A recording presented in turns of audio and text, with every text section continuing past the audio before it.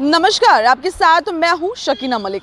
देखिए, मणिपुर मामला जो देश के लिए बेहद शर्मनाक मामला बन चुका था, जिसको लेकर देश के प्रधानमंत्री, महामानव, चौकीदार और भी कई सारे नाम हैं उनके। खैर, उनके नामों पर नहीं बात करते हैं। आज बात करना है सिर्फ मणिपुर मामले और असम को लेकर बात करनी है। सोचा क्यों नहीं इन दोनों मुद्दों पर आपके साथ साझा करें कुछ जानकारी।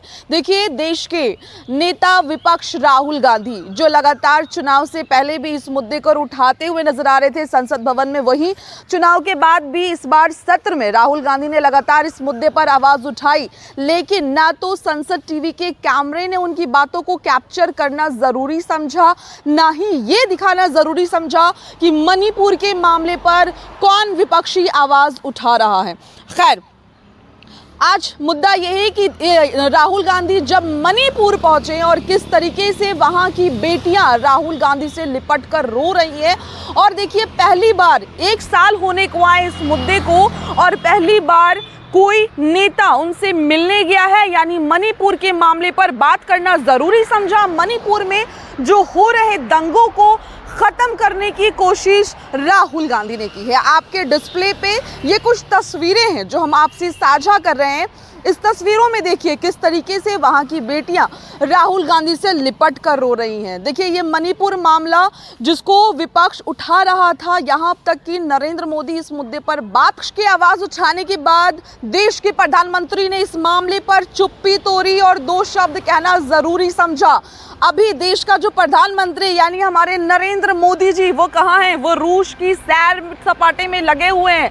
देखिए, मैं इसको सैर सपाटा इसलिए बोल रही हूँ क्योंकि चुनाव के बाद मोदी 3.0 की शुरुआत होने के बाद जहां लोगों की समस्याओं से उनको जुड़ना चाहिए, वहां वो लगातार विदेशी दौरे पर हैं। और राहुल गांधी जिनको लेकर लोग ये कह रहे थे कि चुनाव के बाद स्विट्जरलैंड, आउट ऑफ इंडिया के टिकट्स कट जाएंगे, थाईलैंड, और राहुल गांधी और इवन विपक्ष के सभी गठबंधन के लोग बाहर नजर आएंगे। लेकिन अब जो मामले सामने दिख रहे हैं, यानी रिजल्ट आने के बाद से, शपथ ग्रहण करने के बाद, सत्र खत्म होने के बाद जिस तरीके से देश का प्रधानमंत्री देश से बाहर है, बाकी लोग भी देश के सैर सपाटे में लगे हैं, वहीं विपक्ष के सभी नेता एक्टिव है और वो हर लोगों से जमीनी स्तर से जुड़ने की कोशिश कर रहे हैं, लोगों से मुलाकात कर रहे हैं।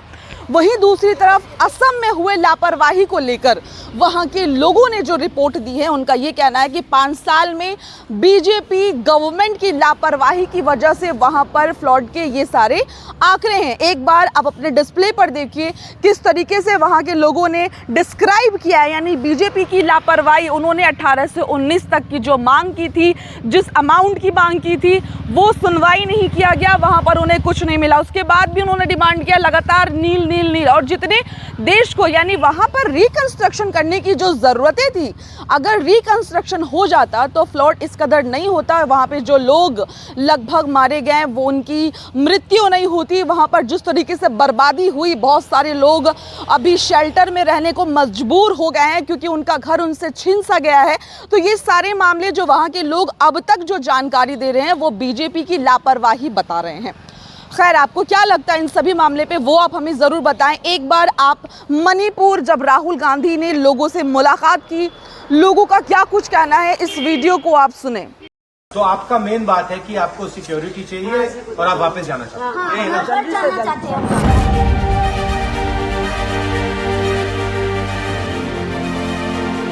At that very night, it burned down more than 25 houses. Only from yesterday. Because of negligence, he is sick, and then because no medical assistance are here, no medicines were provided, so we didn't get any help from the government. यहाँ पे छोटे छोटे जो बच्चे, ये तो अभी कुछ भी नहीं पता सर कि इनका घर जला हुआ है, पढ़ाई वढ़ाई सब कुछ बंद है सर। यहाँ पे किसी को इंजीनियर बनना है, किसी को डॉक्टर बनना है, किसी को आर्मी बनना है सर। मेरा खुद का भी एक ड्रीम है, मगर सर अभी ये लगता है कि ये ड्रीम ही रह जाएगा। तो हम लोग को शांति चाहिए, शांति। Our party can also try and help you. Please, sir, we request you to help us. We'll try. You are our voice. We'll try and help you. Yes, thank you so much for hearing us. God bless. I want to tell all the people of Manipur, I come here as your brother. I come here as somebody who wants to help you, who wants to work with you to bring back peace in Manipur. Congress party is ready to do whatever it can to bring back peace here. आपने सुना इस पूरे मामले को क्या कुछ लोग वहां पर कहते हुए नजर आ रहे हैं। साथ ही आप एक और वीडियो देखिए जहां पर राहुल गांधी क्या रिक्वेस्ट करते हुए नजर आ रहे हैं प्रधानमंत्री नरेंद्र मोदी से।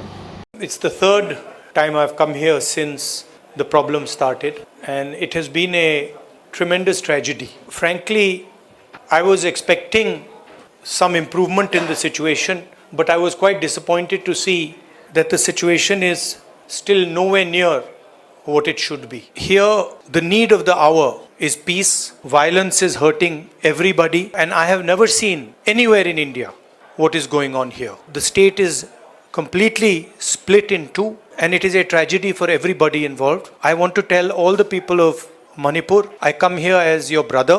I come here as somebody who wants to help you, who wants to work with you to bring back peace in Manipur. And I am ready to do whatever I can. Congress party is ready to do whatever it can to bring back peace here. Anytime you want me to come here, you want me to come here 5 times, 10 times, any amount of times you want me to come here, I'm happy to come here, and I'm happy to listen to what you have to say and try and help you as leader of the opposition. Manipur is a proud state of the Indian Union. Even if there was no tragedy, the Prime Minister should have come to Manipur. And in this huge tragedy, I request the Prime Minister to take 1 day, 2 days of his time and just come and listen to the people of Manipur. It will comfort the people of Manipur, and we are, as the Congress party, ready to support anything that would improve the situation here. देखिए, तो आपने इस video को भी सुना, इन दोनों video को आपने सुना, आपने देखा, आप कहीं ना कहीं ये चीज़ तो ज़रूर समझ गए कि हमारे देश का मीडिया जो जिसको चौथा स्तंभ माना जाता है, वाकई में अगर वो एकजुट हो जाए, अगर वो मुद्दों पर बात करने लगे तो हमारे देश की समस्याओं का समाधान हो जाएगा। विपक्ष हमारे देश के लिए बेहद ज़रूरी है, क्योंकि अगर हम मुद्दों को उठाएंगे, यानी मुद्दों को उठाएंगे, मुद्दा बनाएंगे, तभी उस मुद्दे पर सरकार काम करेगी। ऐसे तो ये सरकार खैर काम करने से रही।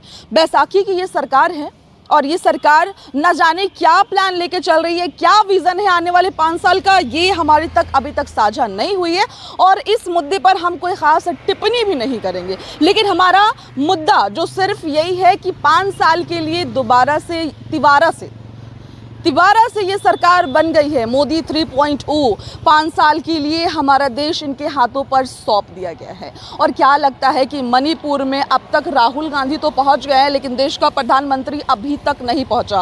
असम में जिस तरीके से बर्बादी हुई, उसकी जिम्मेदार भी लोग बीजेपी को बता रहे हैं। खैर, आपको क्या लगता है इन सभी मुद्दों पर? आप अपनी राय हमें कमेंट बॉक्स में ज़रूर बताएं, क्योंकि आपकी राय हमारे लिए बेहद ज़रूरी है। धन्यवाद।